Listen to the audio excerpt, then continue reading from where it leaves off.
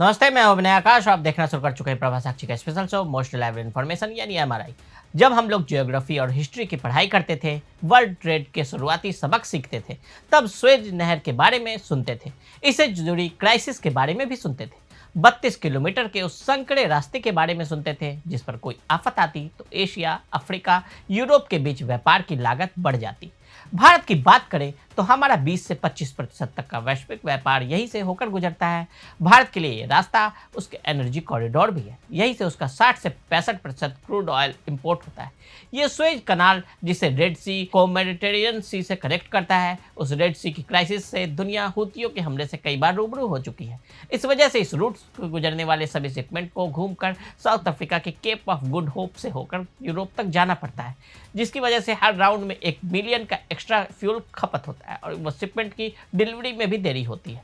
वर्तमान समय में भारत और दुनिया के लिए स्वेज कनाल को बाईपास कर एक इकोनॉमिकली सस्ते रास्ते को डेवलप करना सबसे बड़ी जरूरत है। और इसी जरूरत को पूरा करने के लिए आज से 2 साल पहले भारत सहित 8 देशों ने India middle east economic corridor को डेवलप करने का ऐलान किया।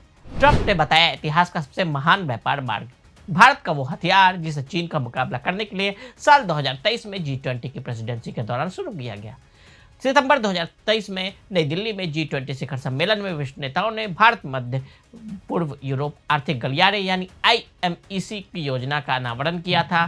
सऊदी अरब, यूरोपीय संघ, भारत, संयुक्त अरब अमीरात, फ्रांस, जर्मनी, इटली, संयुक्त राज्य अमेरिका ने परियोजना को आगे बढ़ाने के लिए मिलकर एक काम करने की प्रतिबद्धता जताते हुए एक समझौता ज्ञापन पर हस्ताक्षर किए।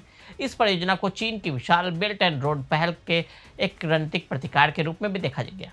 अमेरिकी राष्ट्रपति डोनाल्ड ट्रंप ने फरवरी में नरेंद्र मोदी की वाशिंगटन यात्रा के दौरान IMEC के प्रति अपनी प्रतिबद्धता दोहराई थी और उसे इतिहास का सबसे महान व्यापारिक मार्ग बताया था।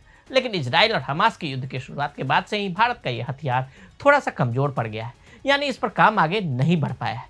ऐसे में आइए जानते हैं कि IMEC क्या है और किस तरह इस कॉरिडोर के माध्यम से हम चीन को काउंटर कर सकते हैं। IMEC कॉरिडोर क्या है?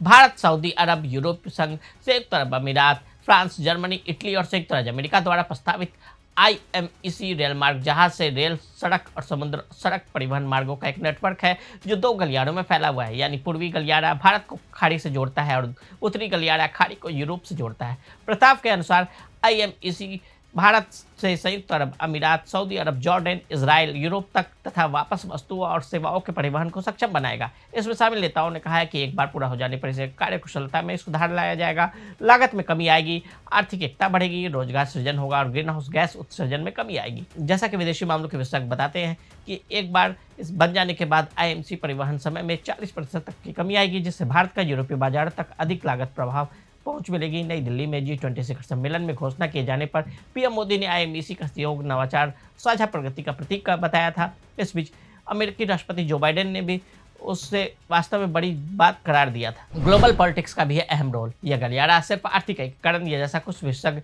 भू अर्थशास्त्री के बारे में कहते हैं कि इसके व्यापार भू राजनीतिक निहितार्थ भी है। कई लोगों का मानना है कि IMEC चीन की बेल्ट एंड रोड काउंटर करने का एक हथियार है, क्योंकि खाड़ी और पश्चिम एशिया में बीजिंग का प्रभाव लगातार बढ़ रहा है। अंतर्राष्ट्रीय मामलों के जानकार IMEC परियोजना को चीन की BRI के विकल्प के रूप में देख रहे हैं, जिसका नेतृत्व भारत और अमेरिका कर रहे हैं। जानकार बताते हैं कि योजना बेल्ट एंड रोड इनिशिएटिव का एक महत्वपूर्ण जवाब हो सकती है।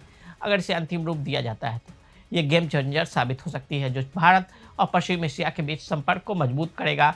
इसका उद्देश्य BRI का मुकाबला करना होगा। कहाँ फंस रहा है पेच?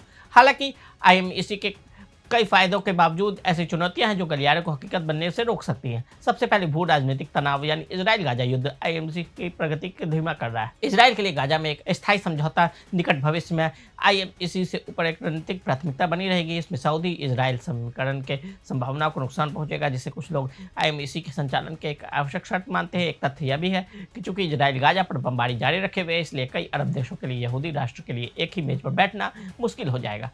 क्षेत्रीय एकीकरण परियोजना की योजना बनाना तो दूर की बात है। वित्त पोषण का मुद्दा भी वर्तमान में सऊदी अरब ने IMEC के लिए $20 बिलियन देने का वादा किया था। हालांकि 2027 तक परियोजना के लिए G7 द्वारा मांगे गए $600 बिलियन का एक छोटा सा अंश है ये।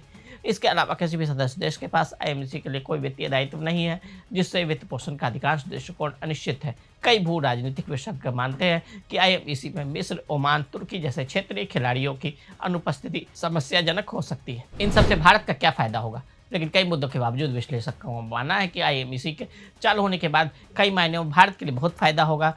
रविंद्र सचदेवा ने साउथ चाइना मॉर्निंग पोस्ट से बात करते हुए कहा कि आईएमईसी भारत की कनेक्टिविटी, आर्थिक अवसरों, वैश्विक स्थिति को बढ़ाता है। साथ ही G7 और क्षेत्रीय खिलाड़ियों के साथ साझेदारी में चीन की बेल्ट एंड रोड इनिशिएटिव के लिए बहुपक्षीय प्रति संतुलन के रूप में भी काम करता है। इससे नई दिल्ली को पश्चिम दुनिया, खासतौर पर यूरोप के साथ संबंधों को मजबूत करने में मदद मिलेगी। यह इसलिए भी महत्वपूर्ण है क्योंकि अमेरिका राष्ट्रपति डोनाल्ड ट्रंप अपनी अप्रत्याशितता से विश्व व्यवस्था को बदल रहे हैं।